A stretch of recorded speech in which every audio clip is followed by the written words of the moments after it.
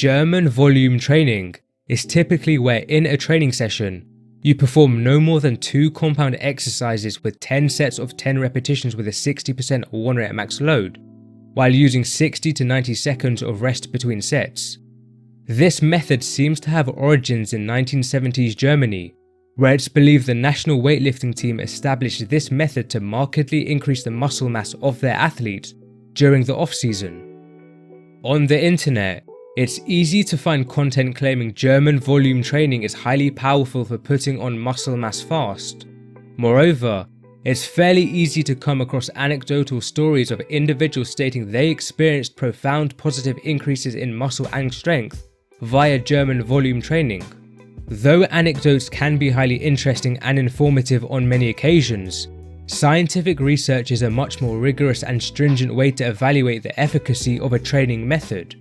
Fortunately, there have been 2 studies published in the last few years evaluating German volume training. As we'll see in the later portions of this video, there are also other pieces of research from the hypertrophy and strength literature that can shed further light on how effective German volume training might actually be. Let us kick things off with a 2017 study by Amir Thalingam and colleagues. 19 men with roughly an average of 4 years of training experience were assigned to either a 5-set or a 10-set group. Both groups trained 3 times per week for 6 weeks. On screen is the program for both groups.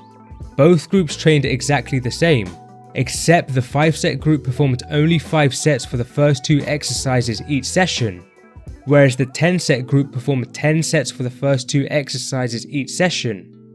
Therefore, the 10-set group essentially performed the German volume method, while the 5-set group performs half of the German volume method. Both groups rested 60 to 90 seconds between sets. Moreover, if a subject successfully completed 10 repetitions on the final set for an exercise, the load was increased by 5 to 10% for that exercise in the next session. 30 minutes after a training session, all subjects consumed a whey protein supplement containing 30 grams of protein. Additionally, the researchers encouraged all subjects to increase the number of calories they consumed each day by 1,000 to 2,000. Based on the data provided, it appears both the 5-set and 10-set groups similarly consumed around 1,020 more calories per day. Before and after the 6 weeks of training, a range of measurements was evaluated. For strength gains, 1 rep max on the bench press, lat pull down, and leg press was measured. For hypertrophy, 2 sets of different measurements were taken. Firstly, DEXA was used to assess the lean mass of the trunk, arms, and legs. Secondly, ultrasound was used to assess the thickness of the biceps, triceps, anterior thigh, and posterior thigh at roughly the midpoints of the muscles. What the researchers found was increases in bench press and lat pull down 1 rep max were significantly greater for the 5-set group, while increases in leg press 1 rep max were statistically similar between groups. As for the hypertrophy measures, increases in arm and trunk lean mass were greater for the 5-set group, while increases in leg mass were statistically similar between both groups. Quite fascinatingly, neither the 5-set nor the 10-set group experienced statistically significant increases in biceps, triceps, anterior thigh, or posterior thigh thickness. It's not clear why this is, especially because statistically significant increases in arm, trunk, and leg mass were noted with the DEXA measurements. In general, ultrasound measurements are considered more reliable versus DEXA for evaluating muscle growth. Nevertheless, this study does not look very promising for German volume training. It seems performing 5 sets instead of 10 sets was better for most strength measures and some hypertrophy measures. Now, there are some limitations of this study worth noting. Firstly, the subjects in the 5-set group were actually weaker than the subjects in the 10-set group on the bench press, lat pull down, and leg press before the study. This strength difference might actually explain why the 5-set group was able to increase their 1 rep max on the bench press and lat pull down significantly more than the 10-set group. Secondly, there were only 19 subjects in this study. and like most sports science studies, this is a small sample size that might explain why the researchers were unable to find statistically significant increases in the ultrasound muscle thickness measures. Thirdly, this study was only 6 weeks.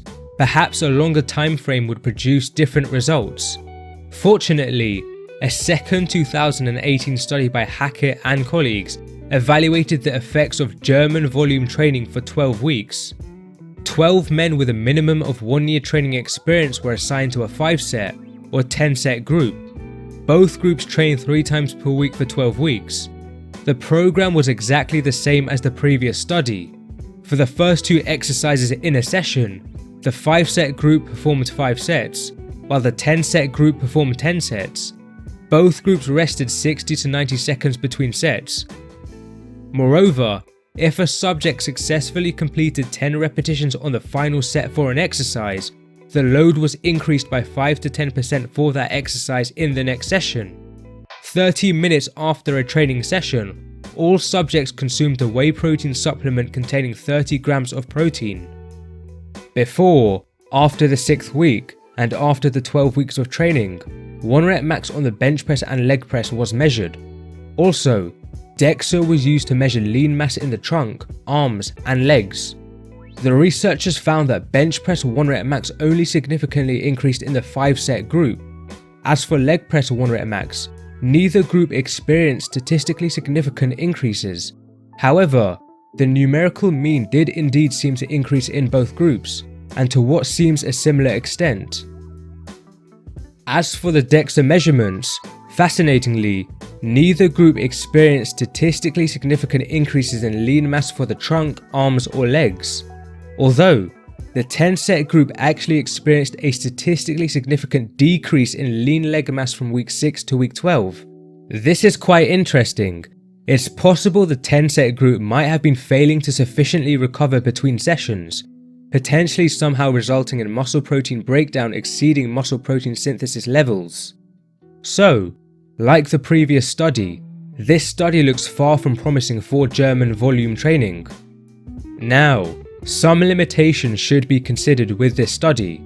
Firstly, unlike the previous study, the researchers did not track the calories consumed by the subjects. Therefore, it's plausible differences in dietary factors between groups could have confounded the results. Secondly, only DEXA measurements were used for measuring muscle hypertrophy. As we've already noted, DEXA isn't considered the best tool for measuring muscle hypertrophy. Thirdly, only 12 subjects were included in this study, which is an extremely small sample size.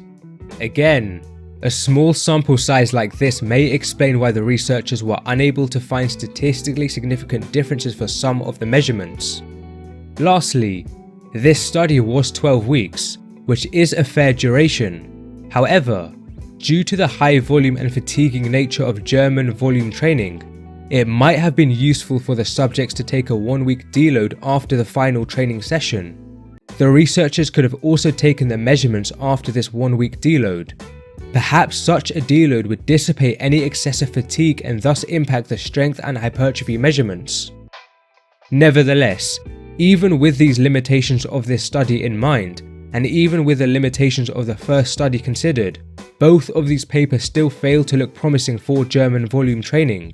These papers indicate performing half of what you would with German volume training, that is, 5 sets instead of 10 sets, might be slightly better for strength and hypertrophy. Having said this, if we evaluated other strength and hypertrophy research papers, it becomes evident that regardless of whether we are talking about performing 5 or 10 sets of the German volume method, both are likely suboptimal. Remember, with German volume training, you are performing sets of 10 repetitions with a 60% or 1 rep max load, while using 60 to 90 seconds of rest between sets. The first issue here relates to how far from failure you would be on your sets. With a 60% or 1 rep max load, you can generally perform approximately 20 repetitions. As a result, your first set with German volume training is roughly 10 repetitions away from failure. For optimizing muscle hypertrophy, you'd likely want to be 5 or fewer repetitions away from failure each set. Now, your successive sets will get closer and closer to failure, and your later sets will definitely be well within 5 or fewer repetitions from failure, thanks to cumulative fatigue. In fact, there is data demonstrating some individuals cannot fully complete 10 repetitions on the final few sets of German volume training. However, this still does not resolve the fact the first few sets are probably suboptimal for building muscle. Therefore, it would likely be more efficient and productive to set up your training in a way where your working sets are at or within 5 repetitions from failure. The second problem is that you only rest 60 to 90 seconds between sets. Compound exercises are typically used with German volume training, and as thoroughly examined in our rest interval video, the research suggests with compound exercises, 2.5 or more minutes of rest between sets is optimal for building muscle, as well as likely strength. Let us briefly overview one paper by Schoenfeld and colleagues that demonstrates this. 16 men with at least 6 months of training experience performed a range of exercises each for 3 sets of repetitions to failure with an 8 to 12 rep max load, 3 times per week for 8 weeks. All of their exercises, except for the leg extension, are compound. Increases in elbow flexor, triceps brachii, anterior quadriceps, and vastus lateralis thickness favored a group resting for 3 minutes compared to a group resting for 1 minute between sets. Additionally, increases in bench press and squat 1 rep max were significantly greater for the group resting 3 minutes between sets compared to the group resting 1 minute. To conclude, combining all of the various research papers explored in this video, it's apparent that evidence looks far from promising for German volume training. I think it's not unreasonable to say it's inefficient and likely involves suboptimal variables. It's important to say that by no means does this mean no one should ever do German volume training. If it's something you'd like to experiment with, I think it's perfectly fine and justified to do so. Furthermore, if you've had positive experiences with German volume training, by no means can the research presented take this away from you or invalidate it. Some individuals may highly enjoy this method and be happy with the adaptations they experience from it.